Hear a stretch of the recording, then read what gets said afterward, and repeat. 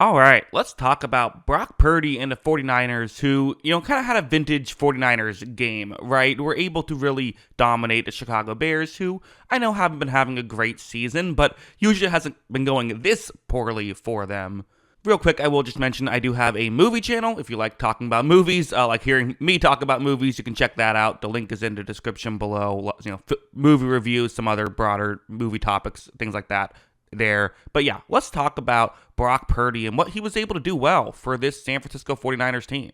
So first, something like this, the Bears defense has played well this season. I think that's fair to say. I don't think it had its best game in this one. That is also fair to say. Even just some weird plays. You got to give the Niners credit for plays like this too. But it's a 3rd down and 3. You see the halfbacks route. Isaac Guerrero, the halfback, who is a depth halfback here. Watch how when Purdy's going to take the snap, he looks at Guerrero in this situation, and there is definitely a window. The linebacker here for the Bears, Terrell Edmonds, that's a guy they paid a lot of money to, expecting him to be able to cover right here. Well, it just doesn't work out very well. Watch as I think they tried to get a switch going, but there was just no space to be doing that. Really not great defense. Give credit to Purdy for noticing it, getting it, and give credit to Guerrero for running a good route, all that good stuff. But again, not the kind of defense that the Bears probably hold themselves to, not the standard that they hold themselves to on a play like this. The screen passes for the 49ers were really working in this game. This is going to be a tight end screen. They would run a couple of these to great effect. So this one, again, screen pass,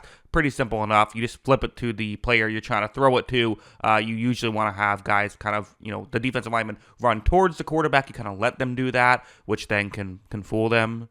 You get them out of the play, and then you throw it past them, simple enough. Purdy is going to take the snap right here. He, runs a play action. The, play concept works. And you see right here, how well this is working. Everyone has gotten out to make their blocks. And not just that, but watch how much room Kittle has right here. Where is the defense, right? It's really well blocked by San Francisco. And this kind of goes to show what the Niners can do to you when they're at their best, is they fool you, right? The Bears players further downfield just weren't ready for this type of play, didn't realize it was happening until it was too late. Also, this next play is really fun. It's, again, another screen pass, but you see how all of the interior offensive linemen are going to ultimately get out to lead block right here, which is interesting. Watch as Purdy takes the snap. He flips it to Kittle, and I do have to say, I thought that the 49ers kind of got away with getting downfield a little bit early.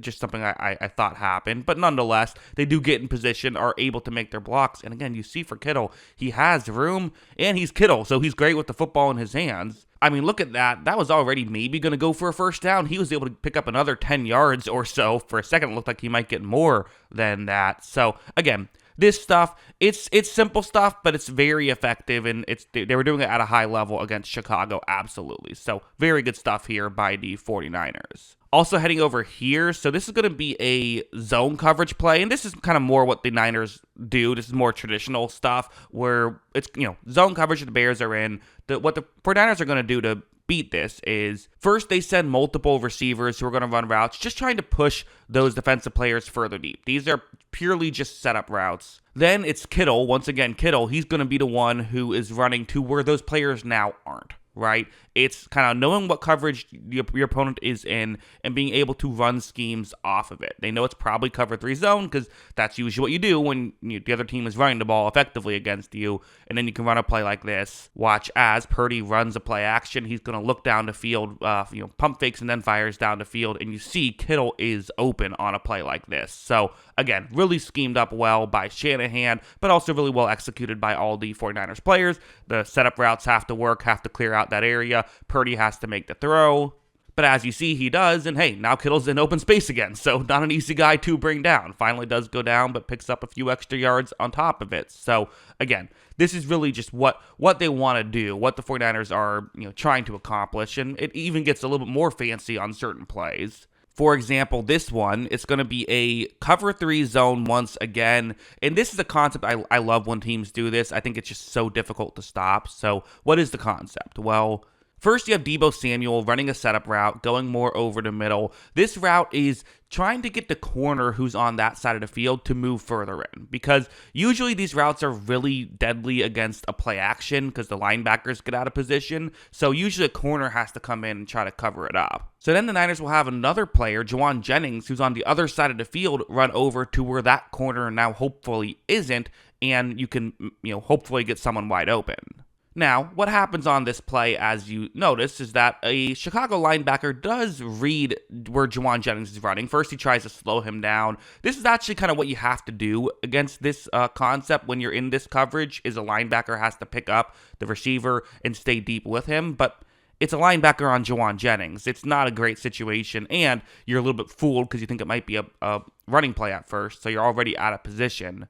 And watch how Purdy notices this really is going to make a really well-thrown ball there. I guess, could have been a touch underthrown, but still got the ball down there, which is what he had to do, and they're able to pick up a big gain. So again, really good Shanahan stuff, really good Jennings stuff. And then over here is really what I thought the Niners were doing well for most of the game. This was the main thing, what the passing attack was doing well for most of the game.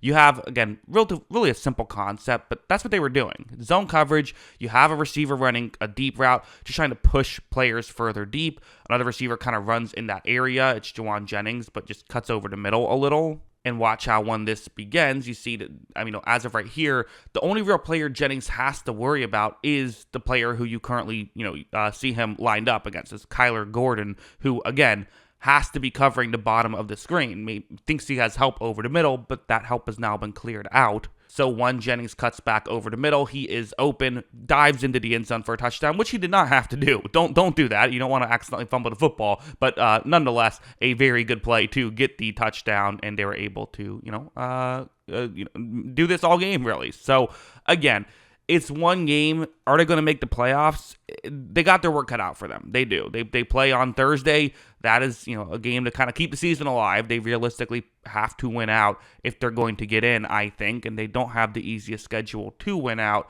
but they're able to pick up a win here, and more importantly, they just look like the 49ers again, right? Nothing we went over in this video is something we haven't seen before from them. In fact, that's exactly why it's exciting if you're a Niners fan. It's all stuff we have seen before from them. Who knows how well this season is going to go? Obviously, it's been a tough year for them, but they're staying alive now. So, yeah, those are my thoughts on all of this. What are yours? Let me know in the comments below. Always love hearing from you. And, of course, as always, thanks for watching.